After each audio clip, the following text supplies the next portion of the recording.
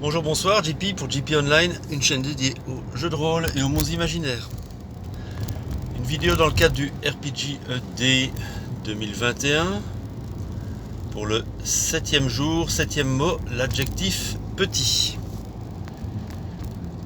Alors, derrière cet adjectif, je vais profiter de cette vidéo pour rappeler que on peut interpréter dans les jeux de rôle des races petites, je veux dire de taille petite.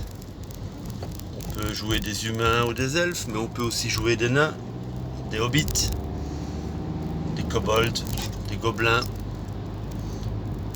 On peut jouer aussi des races encore plus petites, comme des souris, dans des jeux comme la Légende de la Garde ou Mouse Ritter. Alors, quel intérêt de jouer des races petites? Bon, déjà, ça change, c'est original, mais c'est surtout une question de point de vue par rapport au monde qui les entoure. Quand on joue un humain ou un elfe, ou un demi-elfe, on est plutôt dans une position de force par rapport aux autres créatures et à son environnement. Quand on joue un nain, bon, les nains sont très forts, effectivement. Les nains ne se laissent pas faire, mais peut-être que justement, ils sont très forts et ils ne se laissent pas faire parce qu'ils sont de petite taille et qu'ils ont dû faire leur place auprès des autres races. Leur point de vue sur le monde est différent de celui des humains et, a fortiori, le regard que peut porter sur le monde un hobbit ou un gobelin est encore différent. Si on joue une souris, comme dans Mouse Ritter ou la Légende de la Garde, là c'est encore plus... l'effet est encore plus important, parce que pour une souris, euh, les dangers sont disproportionnés encore.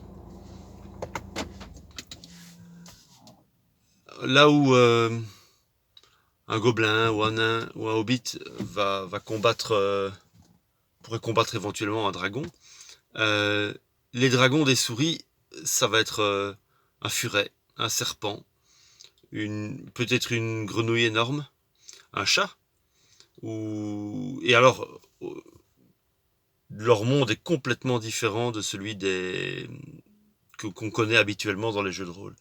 Euh, Là où les aventuriers vont parcourir des royaumes, des empires, des grandes contrées, et vont faire de grands voyages, des aventures pour des souris pourraient se limiter à un jardin, à une maison en ruine ou une petite forêt. Voilà, tout l'univers est à la fois condensé et énorme. Plus la créature qu'on interprète est petite. Voilà, c'est ce que m'inspirait l'adjectif d'aujourd'hui, l'adjectif petit. Le fait de pouvoir jouer des créatures petites, parfois très petites, et l'influence que ça peut avoir sur leur manière de voir les choses, de percevoir le monde, et la nature même de l'environnement dans lequel elles peuvent évoluer. Voilà.